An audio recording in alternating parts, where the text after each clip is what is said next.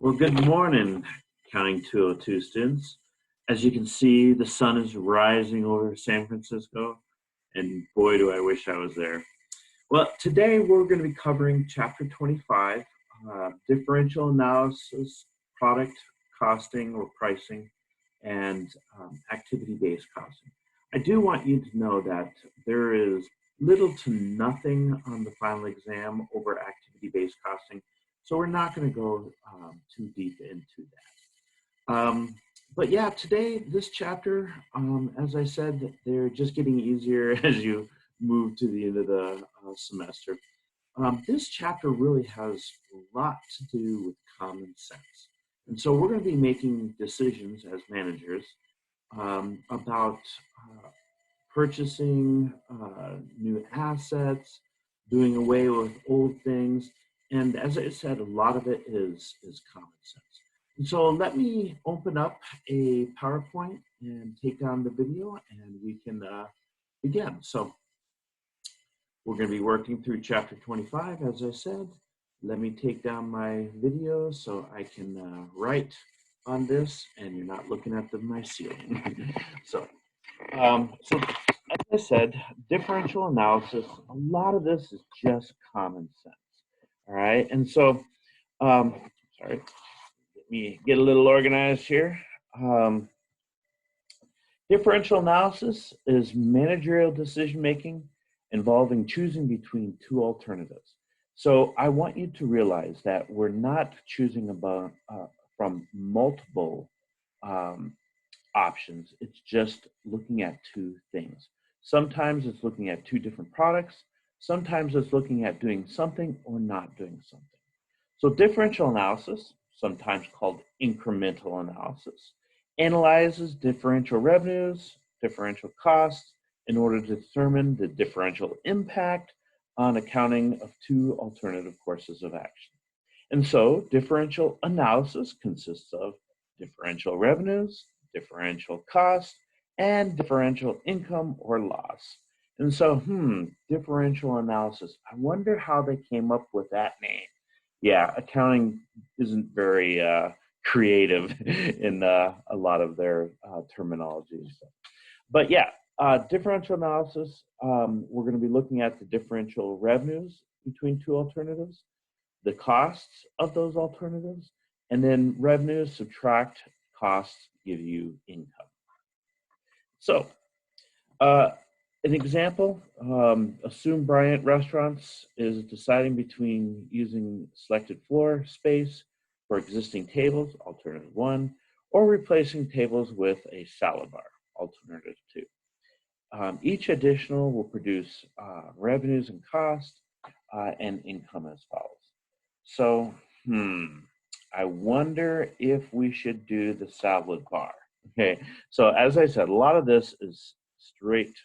It's like, yeah, should I make $40,000 or should I make $55,000? All right, and so it, like I said, a lot of it is kind of common sense. All right, but we want to walk through the actual process, which is looking at the difference between your revenues. All right, and so really we're going to have an additional $20,000 in revenues. Okay. However, we're going to have an additional $5,000 in costs. That gives us a differential income of $15,000. Yeah, I'd say it's worth making $15,000. Well, the way that they set it up, and a lot of times it's not necessarily this clear, all right? But, for the most part, how they set it up is very similar. And so here is the textbook's, differential analysis. Now, I did not learn mine this way. I learned mine this way. I said revenues, okay, and we have option 1 and option 2, okay, and then we had our costs, option 1 and option 2, right, and then income. And I mean, you're free to do it their way, do it my way, or don't do it anyway. Because in this case, we could obviously see that we're going to be making $15,000. Whoa, that's not what I wanted to do. Okay, I wanted to highlight that.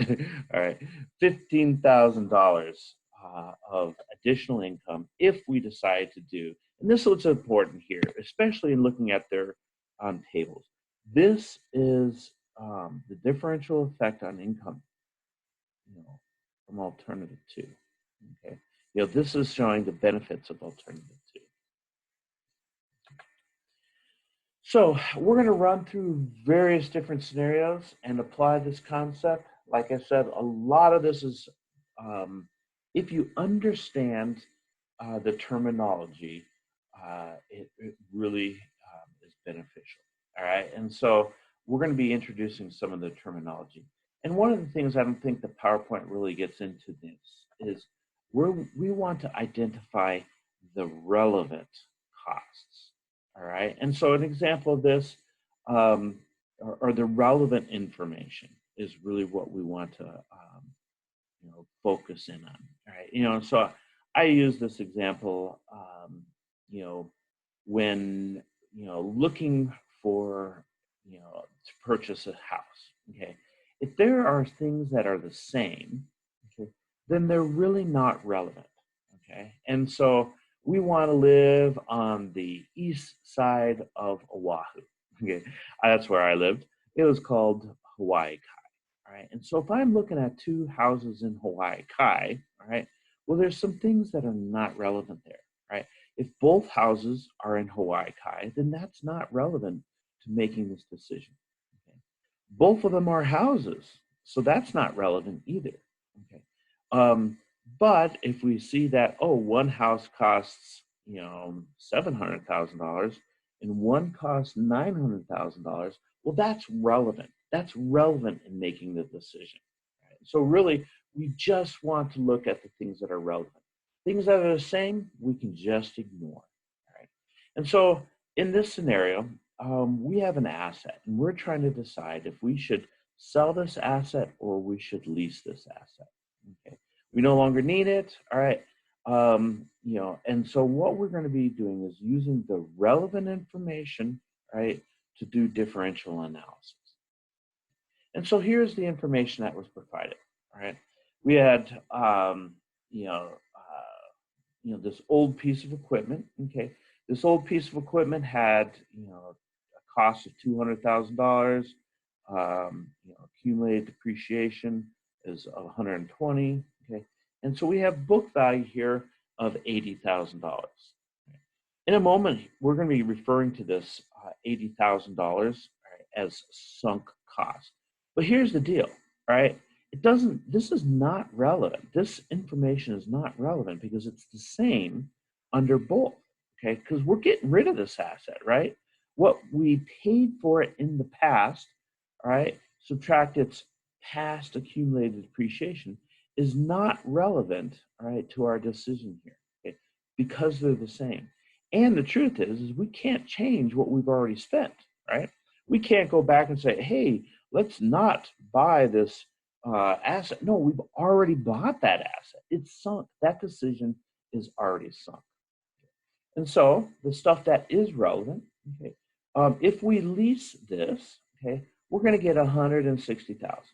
Okay. However, there's an additional cost, okay, of $35,000, and this is for, if you lease an asset, you want to take insurance out on it, you may still have to pay the property taxes and whatnot.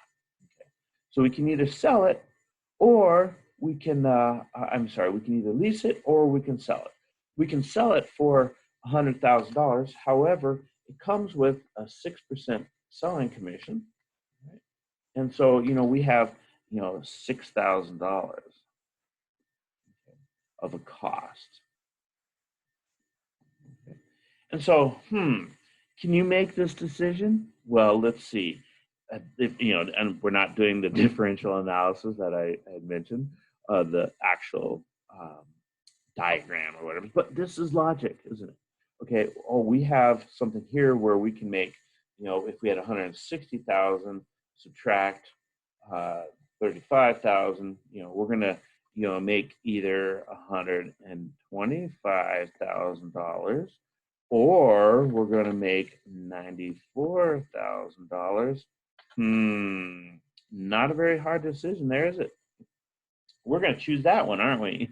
And guess what? It goes on and shows, oh yeah, and this is differential. If we sell it, okay, in this case, we'd lose, all right, because again, it's the way this is set up, all right. Um, I think it's kind of weird, but we're basically saying, hey, if we choose alternative 2, what would happen? Okay, well, we would lose $31,000. I think this is just kind of confusing. I personally like my method better. All right, yeah, I'd rather make this, all right, and that is 25, $31,000 more. Okay, if we choose alternative 1. Okay, this is basically saying, hey, do not choose alternative 2, and if that's the case, well, then your only other option is alternative 1. Because if you remember, we're only looking at one or the other. Now, with this being said, there's something that I want to bring up. All right, the textbook really doesn't get into it much, but really, we're only looking at what's referred to as quantitative information. All right, quantitative has to do with the numbers. There isn't, it's not taking into account the qualitative information on these situations, right? Because I mean, there's so much. Because some of the questions you may ask is like, okay, hey, well, we're going to lease this asset. Okay, go back here. Okay, we're going to lease this asset over 5 years. Okay, and so what's the likelihood that we're going to be able to collect this $160,000? When are we going to get this $160,000? Well, we're assuming that we're, getting equal amounts over 5 years, but that may not necessarily be true. It depends on how the contract is written. All right, and so there's a lot of these things, and a lot of times I refer to them as the touchy-feelies. All right, that we're not taking into account when we're just applying the quantitative or the numbers, okay, decision-making process. Right? So there's a lot of touchy-feelies. And there's so many that I'm not actually going to spend too much time on each scenario, all right, to discuss them. But I will bring up a few. So, all right, the only differential revenues and differential costs associated, so maybe they are bringing it up here a little bit, okay? They're talking about the things that are, first of all, the same under both scenarios. We had that old asset, we're getting rid of that old asset. It doesn't matter if we sell it or we lease it, all right? Those are the same, therefore, okay, they're not relevant. Okay? But there's another aspect of this, and I brought this up earlier, is this idea of sunk cost.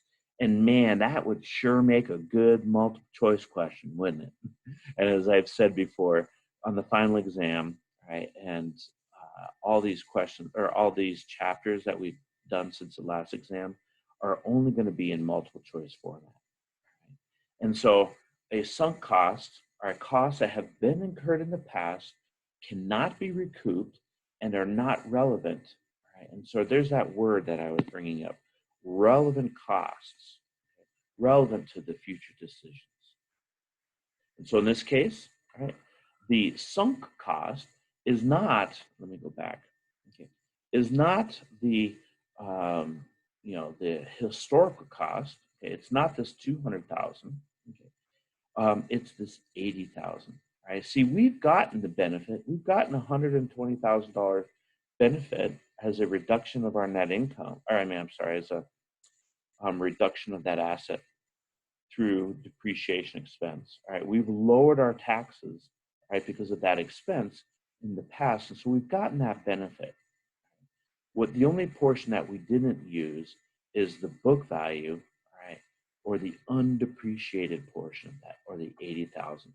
That's what's considered to be the sunk costs, not the 200. That's our sunk cost. So their next area is discontinuing a segment or a product. Okay. A product, branch, territory, all right, some sort of segment, all If we decide to do away with that, all right, is it advantageous? And so I do want to bring up one component here that is a little bit different than the previous one. In the previous example, we had all the information was pretty straightforward. Okay, but here, all right, I want to bring in the whole concept of contribution margin. All right, so when you think about contribution margin, we think about sales subtract your variable cost. Okay? And so one of the criteria, all right, for the acceptance, all right, of this proposal, okay, or the rejection of this proposal has to do with a positive contribution margin, right? And so kind of the rule for this one, if it has a positive contribution margin, do not discontinue. So, if our sales are higher than our variable costs, we do not discontinue. And so that's really what it gets into here. Discontinuing the product or segment usually eliminates all the products or segments variable costs, direct materials, direct labor, variable factory overhead, blah, blah, blah, blah, right? However, fixed costs such as depreciation, insurance, property taxes may not be eliminated. Thus, if it is possible for total company income to decrease rather than increase if the unprofitable segment or product is discontinued. And so here's an example, all right? We have corn flakes, toasted oats, and bran flakes, all right? And so Battle Creek, all right, Battle Creek, Michigan. All right, maybe this is Post or maybe this is Kellogg, all right? But as you can see, all right, we're making bran flakes, okay, and we're losing money here, okay? And so we see that we have sales, all right, we have our cost of goods sold, all right, we have variable and fixed. Then we have our operating expenses, and we have our variable and fixed, okay? And so the question is should we do away with this product? Okay. I want to point out that it isn't, hey, we're going to replace bran flakes with, I don't know, my kids love Honey Nut Cheerios, all right? We're not replacing it. This is do or don't do. Okay? Either do this or don't do this. And so if you remember my suggestion, all right, variable costs, okay, I should say contribution margin. All right, and so, contribution margin would be sales, subtract your variable costs, right? And so our sales in this case were 100,000. Okay. Our variable costs, okay, well, we had 60, right, for under our cost of goods sold, right? We had 60, and we had 25.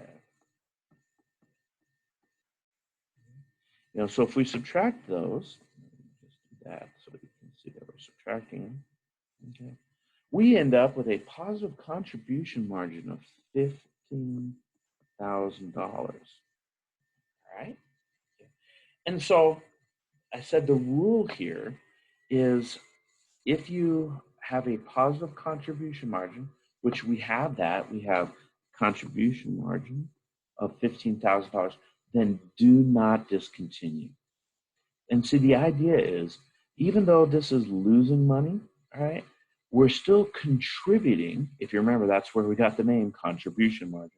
We're contributing $15,000 towards the overall profitability of this organization. In fact, as you will see, okay, if we did the old differential analysis, we end up losing, all right, more money, okay, or I should say we didn't lose any money, but we would reduce, okay, the overall company's profitability by $15,000 because we no longer have this. See, the idea here is that fixed are fixed, aren't they? Okay. And so this organization, their factory, okay, where they make their corn flakes, toasted oats, and bran flakes, have a total, okay, of 220. If we did away with bran flakes, okay, then that would mean that corn flakes and toasted oats would have to pick up that $20,000 of fixed cost. The same thing down here. This is total, right? Brand Flakes isn't paying all of the the fixed costs, okay, but it's paying $15,000 of it. And so we would not want to discontinue in this scenario. And so you can see, if, and this is do or don't do, okay, and fixed, okay, is not relevant. Remember I said only look at relevant costs. It's not relevant because it's the same under both scenarios. So as I said, do not discontinue. Our next one is make or buy. And this happens a lot of times with manufacturing companies. Should we make that product or should we buy it from somebody else? Again, we can use differential analysis, all right, to determine this. Okay. And so it says, hey, assume that an automobile manufacturer has been purchasing, okay, an instrument panel for $240 per unit. Okay. Factory currently operates, and this is important, at 80% of capacity. And so they have excess capacity. So they can make this, all right, if they so desire. They had no major increases in production, right, is expected in the near future. Okay, so that we're not going to use up that 80%. Okay. The cost per unit of manufacturing an instrument panel internally is estimated, on February 15th. Not that that is important. Is that we have direct materials, direct labor, variable factory overhead, fixed factory overhead, and total cost. So under this scenario, it's kind of interesting to identify that, hey, you know what? Yeah, what was I going to say? Oh, yeah. In this case, we do not have any differential revenues. Okay, revenues are the same, all right, because it's selling an automobile. We're just looking at costs on this scenario. Okay. And so the question is should we spend, all right, 240 or 280? Well, right there, I would say, oh, spend the 240. Okay. However, we have to identify things that are relevant. Okay. And so again, this is, when we're looking at this, if we make it, are we going to incur, the 80? Are we going to incur that if we make it? Yes. What about the direct labor? Are we going to incur direct labor if we make it? Yes. What about the variable factory overhead? If we make it, all right, we're going to incur that. What about the fixed factory overhead? Right? No, we will not incur $68 per unit, all right, if we make this. The reason being that $68, that has to do, all right, with that 80%, all right, of the factory, all right. That's fixed in nature. We are not going to incur that. So that is not relevant in our decision making. And so we can see that, hey, we have 160 plus 52. Okay. So really what we should be comparing to are the relevant costs of 212 versus the 240. And so in this case, I would recommend making it. Does that make sense? Just looking at the quantitative information, okay, we'd go ahead and make this. And so this one's a really easy one to talk about qualitative issues, right? Another qualitative issue that would make it worth manufacturing it ourselves versus buying it is quality control. All right. See, we do not have control over the part that we're purchasing. All right, the instrument panels. Now, I'm sure that there's a standard that has been set. Okay. However, we don't have control over that. We also don't have control over future price increases, do they? So, maybe this company, is keeping our business until the point where, we can no longer manufacture. I don't know, but who's to say that they don't increase, right, their selling price in the future? Whereas if we're making it, we have more control. as I said before, these are qualitative components that we're really not looking at. However, in some cases, those should be the most important things that we're looking at. Right? Cool. And so, yeah, putting into their, their little make or buy, take note, all right, there was new, differential revenues. It's just looking at the differential costs. And so, yeah, I don't know. Their way looks confusing to me, but really, what it comes down to, all right, is that this should not come into play. Okay. It's not relevant in the decision-making process. Yeah. So in this case, for me at least, all right, using their differential analysis format, all right, to me is more confusing than just identifying the relevant revenues and the relevant costs, right, in order to determine, the differential cost that we're looking at, or differential income. But basically, it's the same. All right, so we're saving $28. Okay, the difference between, the 240. So this 240 and this, the $28 difference.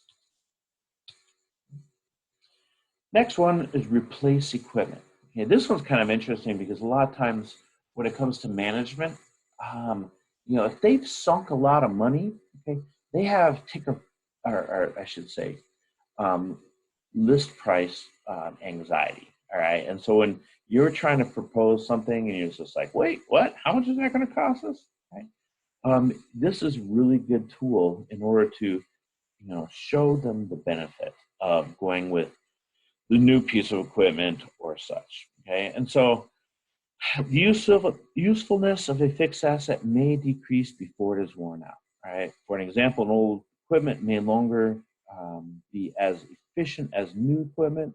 Okay. Maybe computers program, or not programs, but a computer system. Right. This is a huge scenario.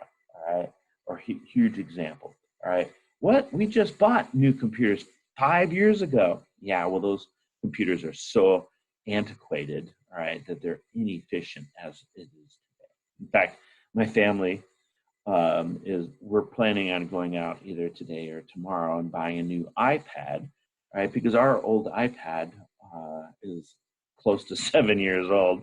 I think it's generation 4, all right, and it doesn't even support Zoom. All right, the OS system in it doesn't support Zoom, and so we're going to go out and buy that. Okay. However, I had to have a hard time. Like, way back then, I think they're roughly around $500. Right? The iPad was around $500. It's like, what? We're going to spend another $500 on an iPad, and ours still works, And so, yeah, but it doesn't support the things that we needed now that our kids are doing homeschool. Right? So, yeah, this is a very common scenario. We're replacing old computer equipment. Right? The old stuff is so old, that it just can't process the information as quickly as it used to because our files are so much larger as such. Okay. So differential analysis can be used for decisions to replace fixed assets, such as equipment and machinery. The analysis normally focuses on the cost of continuing the old equipment versus replacing with new equipment. The book value of the old equipment is sunk, right? There's that word again, right? The sunk costs, and thus it is irrelevant or should not be part of this decision. And so assume that on November 28th, the current year, really the date is not important, a business is considering replacing an old equipment with a new equipment. And so the information that was given, all right, we have old equipment, book value is 100,000. So let me make something up, all right? When we bought this, okay, we spent $500,000, right, on this, our computer system at our business. Okay, over the years we've depreciated, by 4,000. So we had cost. Ooh, that's not what I wanted. We had cost. Okay, of 500,000. Okay. We had accumulated depreciation of 400,000, 0, and that gave us book value of 100,000. Okay. Its estimated annual variable manufacturing costs are 225,000. Estimated selling price is $25,000. Estimated remaining life is 5 years. And then we have the new equipment where the purchase price is $250. The estimated annual variable manufacturing costs, right, are $150 per year. Okay, there's 0 estimated residual value, and then the useful life is 5 years. Okay, and so we go in, all right, to our boss and we say, okay, for you IT people out there, all right, so I know some of you guys are in our class. You know, you're going, hey, I was just wanting, you know, to show you that we can get this new equipment and it's only going to cost us $250,000, and you know it's going to be so much faster. And your boss, because he's old school and he really doesn't understand a lot of things, all right, he goes, what, you want us to go out and spend $250,000 when, you know, 4 years ago, okay, we bought this this old equipment for 500,000. Now you want me to go out and spend another 250? Get out of my office. So you didn't present him with all the information, okay? Differential analysis allows you to do that, okay? And so let's just look at things that are relevant, okay, and things that are not relevant, okay? So let me ask you, okay, is this relevant? The answer is no. No, that is not relevant. All right, that's the sunk cost that we were referring to, okay? Is this relevant? Okay. All right, is the estimated annual variable cost? Yes, that is. Okay. What about this estimated selling price? I mean, we're selling that old equipment, all right? We're incurring a loss, right? We have a book value here of $100,000, and we have an estimated selling price of $25,000. Okay. We're going to lose $75,000. Should we do it? Yes, we should. This is relevant. Okay.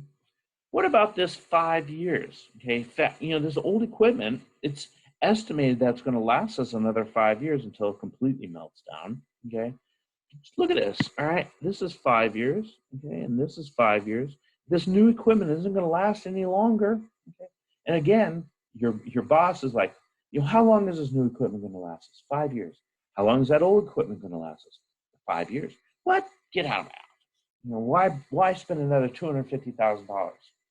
Well, the reason being, okay, is because of this, isn't it? Oop, that's not what I wanted.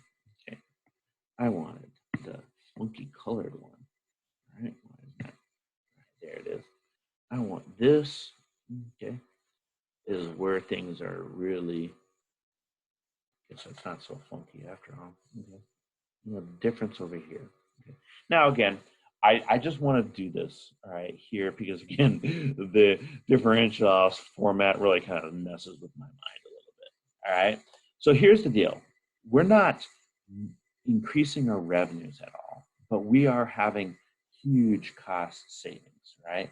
We're saving $75,000, all right, a year, okay?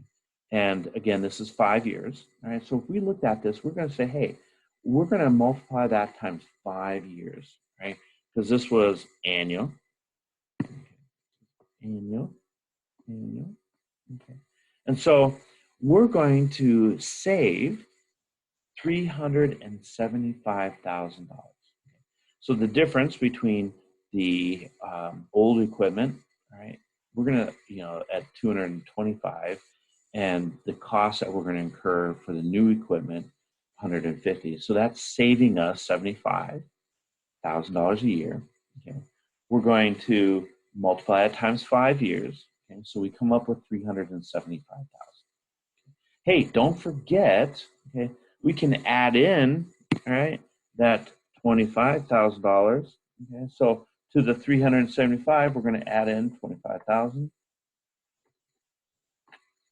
We are now, okay, up to $400,000 in cost savings. Hey, but don't forget, all right, we still have to pay for that new equipment. So from the $400,000, all right,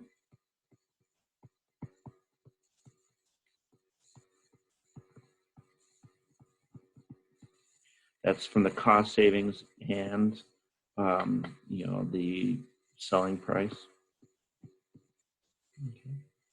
We're going to subtract, all right, the 225.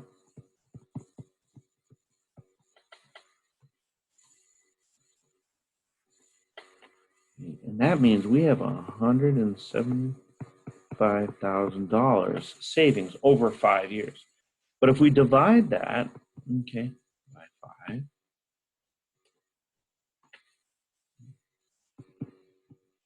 we can come up with $35,000 per year, right, in cost savings.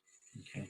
And so if you were to walk into your boss's office and say, hey, how would you like to get that new part-time worker? It's like, oh, we don't have any money in the budget. It's like, well, hey, if we purchase this new piece of equipment, right, we can improve our efficiencies. And now we have that $35,000 or a part-time employee, okay, that we can hire. Now, if you presented it that way, what do you think your boss is going to say? Go ahead and get that new equipment. And you know IT people and how much they love getting new equipment, right? Okay. You just got yourself, the new equipment that you desire. So, yeah, I'm looking at it here. Okay. Again, we're saving, I guess, this 150,000. Divide that by 3. That's how I came up with 35,000. I'm sorry, not 3. Did I say 3? Divide that by 5 years. Yeah, 5 years. What did I have on the last screen? Did I do my math wrong? I did my math wrong. Okay. Let's see, 400,000. Subtract 225.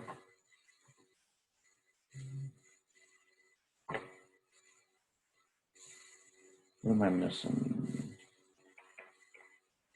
Cost savings.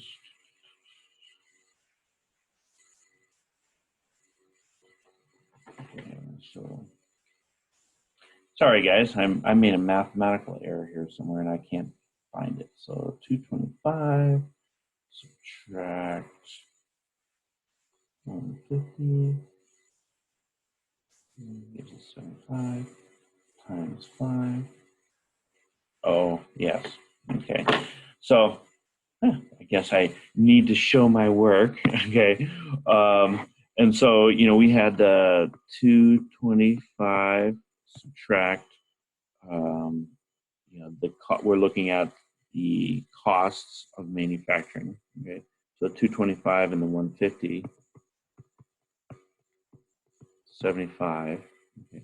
But then we take that and multiply it times 5 years. Okay. And that comes out to be 375, right? Okay, instead of 400. Okay. Which brings us down to 150 and 30. Okay. Cool. And so, yeah, make sure you do your math right. All right. And I'm sure in class you guys would have helped me by catching me in that situation. All right. So that 30,000, okay, is really what we're looking at here. And, so if we took this and we divided it, all right, by the 5 years, that's the same $30,000. How embarrassing. As I said, all right, double check your work, especially on the exams. All right, so the revenues that are foregone, all right, okay, so, when we're talking about replacing equipment, there's this concept called opportunity cost. All right. Now, in accounting, we normally do not look at opportunity cost. This is more an economic concept, but really how I look at the opportunity cost is, back in this situation, if we were to use, all right, this $250,000 for something else, okay? So, if we were to use this, this $250,000 for something else, let's just say we kept it in our bank, all right, and it earned interest over the passage of time, those 5 years. Well, we're foregoing, or we're missing out, okay, on using that $250,000 to make interest on it. Okay. In economic concepts, that would be opportunity cost. We gave up the next best option of the use of that money, okay, in order to buy that equipment. Okay. Although our opportunity cost is not recognized in the accounting records, it is useful, all right, in trying to make a decision. Right? Could we use that money for something else that would be more beneficial? But in that case, we'd have to look at that and identify, the alternative use of that money. Right. Next one is process or sell. Okay. Now I do want to say that I have a little beef with the author here. I actually wrote him an email and kind of highlighted it. And he sent me back like a 3-page single-spaced email explaining his rationale. Still don't get it, all right, his concept. But this idea is sell as it is, okay, or process it further, all right? And so I'm just going to show you his, and then I'll bring up my little scenario. All right, so it says, during manufacturing, a process normally goes through various stages of process. In some cases, a product can be sold at an intermittent stage of production, or it can be, this is where I have his beef, all right? Beef is just a disagreement, all right? Or it can be processed further, okay, and then sold. Differential analysis can be used to describe whether to sell a product at an intermittent stage or to process it further. Okay. In doing so, the differential revenues and costs from further processing are compared, right? And so from further processing, I'm sorry. The cost of producing the intermittent product does not change, right? So the historical cost, all right, of, that's important, does not change, regardless of whether the intermittent product is sold or processed further, okay? And so it assumed that a business produces kerosene. What are we producing? We are producing kerosene, okay? So the problem is not, should we produce kerosene or not produce kerosene? We are producing kerosene, okay? To do this, all right, it costs us, all right, the cost of producing this is, $2,400. Okay? Kerosene can be further processed to yield gasoline. Okay, and so it has some. We have some.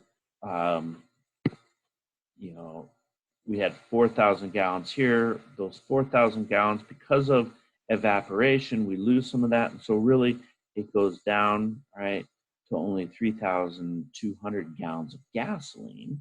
Okay, and here is where I have a problem with him. All right, or this guy. All right, this, okay, right here.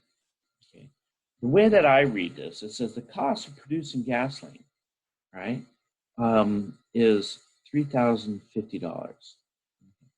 Whereas what I think he should be saying, all right, is that the cost of producing gasoline. Hang on, I gotta do the math.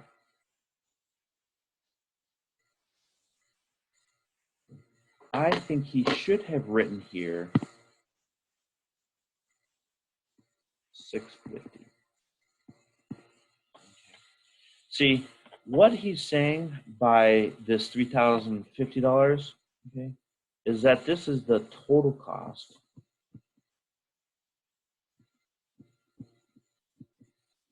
of kerosene. I don't know how to spell kerosene. And gasoline. Okay. All right. It doesn't say that. It doesn't say that in the textbook or anything. See, the way that I would have interpreted this, we are already producing kerosene. Okay. If we were to say that, hey, the additional cost of producing gasoline, all right? So if this was just going from kerosene, and because it says it throughout there, further processing this into gasoline, all right, then the way that I read this is that the total cost of going from kerosene to gasoline is $3,050. If that's the case, all right, then this would not, all right, you would not further process, okay, because you'd lose money, right? Just to prove it, okay? So we'd say, hey, we'd have, revenues, okay? We have 3,250, or I'm sorry, 3,200 gallons of gasoline times $3.50, right? So that's the revenues. We'd have $11,200 here.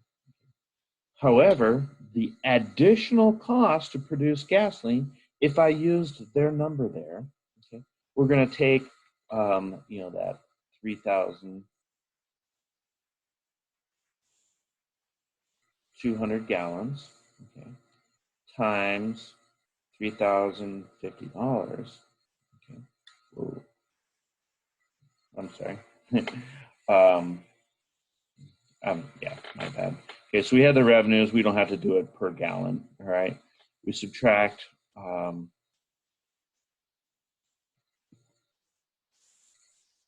3,050.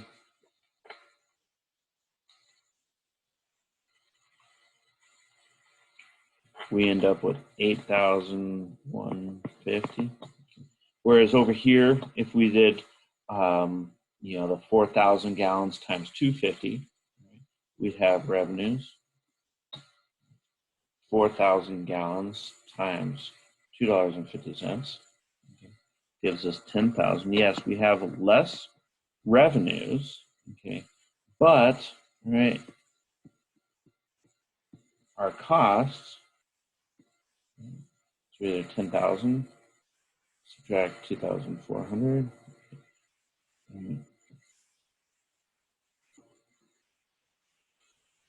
7.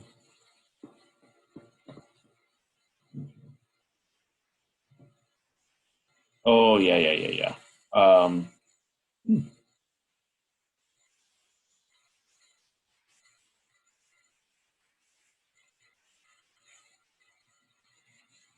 oh, yeah. We don't subtract that. Okay, we do not subtract. I was like, my numbers don't come out right. All right, we do not subtract that number here. Why? Because this is the same, right? I'm sorry. This is the same whether we produce kerosene, because you got to produce kerosene before you can produce gasoline, all right? Because it's a process, right? Okay. So this would be 0, okay, and so this, okay, would be $10,000, right? It's better to make $10,000 than it is to make the 8,150. Right? That's using the way that I've interpreted, all right, his verbiage. If he would have said the additional cost, all right, was $650, right, then I would go with his scenario. Okay. But in this case, what he's really saying that this is the cost of the kerosene, right? This was the 2,400, okay, and gasoline, which is 50, right? Because, you know, this number, okay, and this number are the same, okay, they're not relevant, okay, because they're the same. It's really only the 650. And so if you look at his calculations, and this is what I came up with, because what I'm basically saying is that, you know, should not be included, right? This is not relevant because it's the same under both. Whether we produce kerosene or gasoline, right? It's a process. You have to do the kerosene before you can do the gasoline. That's what it says, process further into gasoline. Does that make sense? And so it really all comes down to that 650, right? But what I'm saying here is that, you know, they're telling you to go ahead and produce the gasoline when really you shouldn't. I can tell you, I will not put this on the exam. All right, yeah. I don't want you guys to be confused. Right? So this will not be on the final exam, but hopefully you understand the concept. Right? Only use what is relevant, the relevant cost, and that $2,400 is not relevant because it's the same whether you produce kerosene or further process into gasoline. You're going to incur that $2,400. You can't get out of that. Therefore, it's not relevant under both proposals. Okay. The next one, accepting a business at a special price. All right, with this one, there are two requirements that have to be in play. First of all, you have to have excess capacity. And then the second thing is that this, special price, all right, or this sale, all right, does not impact your domestic or your other sales. So a company may be offered an opportunity to sell its products at prices other than normal selling prices. For example, an exporter, that's important, okay, may offer to sell a company's products overseas at a lower price. Differential analysis can be used to decide whether to accept a business at a special price, the differential revenues from accepting. And basically what they're saying here is that this is a, do or don't do, all right? It's either 100% or don't do it at all, okay? The differential cost of accepting additional business depends on whether the company is, and this is the first thing, is operating at less than capacity, okay? And that, the product is not going to impact, your other revenues, all right? And so here's a scenario, okay? So assuming that we are B-Ball Incorporated and we manufacture basketballs, okay? And so it costs us, okay? This is our total cost, $20, all right, per basketball. However, on March 10th, all right, we received an offer from an exporter, and they want to purchase 5,000 basketballs, but they only want to pay $18, okay? And so what we're doing here is we're selling this for $2 less than it costs us. Okay? Would we do that? Well, right out of the gate, I'd say, no way. All right, why lose money on each basketball? Okay, but let's continue to read further. It says production can be spread over 3 months without interfering with normal production. Okay, and so it's not going to impact our normal production. All right, and pricing policies on the domestic market will not be affected. That's the second criteria. So we have the capacity, and it will not affect, all right, our domestic markets. And so let's go through here and and look at the information. All right, and so it tells us, okay, that we have monthly. We can produce, all right, 12,500 basketballs normally, normal capacity, all right, each month. We're only doing 10,000 basketballs. So we could do an additional 2,500 basketballs, right, per month. Okay. Well, we can spread this over 3 months, okay, and they need 5,000. So, I'm sorry, that's a 5. It looks like a 3. So, we could do this in 2 months, can't we? Yeah, so we have the capacity, It will not affect, all right, our domestic sales.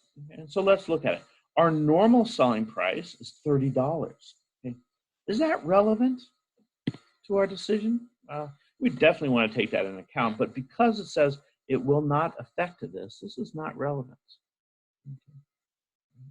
And so we're going to look at our costs. Okay. So is the variable cost relevant? Well, yes, that is. Okay. What about this fixed cost? No, it is not. That is not relevant because fixed is fixed, right? Whether we accept this proposal or not, okay, we're still going to incur, right, fixed costs. Right? We're just, and this is the danger of looking at fixed cost per unit, all right? And so if you remember when we looked at our variances 2 chapters ago and we looked at fixed factory overhead, volume variance, intent, all right? Anything that says volume variance, think fixed cost, fixed factory overhead, right? You don't want to spread that on a per unit basis. And so really the information that is relevant here, okay, is, this $18, okay, that's our revenue. Okay, so we're going to basically take revenues. Okay, we're going to take 5,000 basketballs times 18. Okay. We're going to have our differential costs. Okay.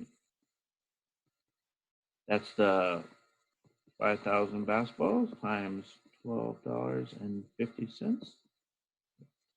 And so, doing the math here, 5,000 times 18 comes up to 90,000. So I'm just going to do it. Okay. And 5,000 times 1250, 62, 500. Okay.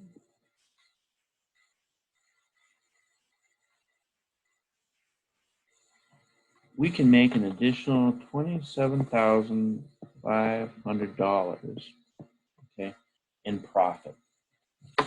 So what do you say now? Should we do it? Yes, we should. Okay. But here, let me caution you, okay, so that, this is quantitatively speaking. Qualitatively speaking, man, if anybody domestically finds out that you're selling basketballs to somebody else for $18 and you're charging them $30, they're not going to be happy. I'll tell you that for sure. All right. And so, there's really good qualitative decision that you need to make in this scenario. Okay. Is the $27,000, $500 worth it? Okay. Well, take those qualitative issues into account. And so, and I think this is what this special business is accepted, even though sales of $18 a unit is less than the manufacturing cost of $20 because fixed are not affected, right? They are not relevant in this scenario.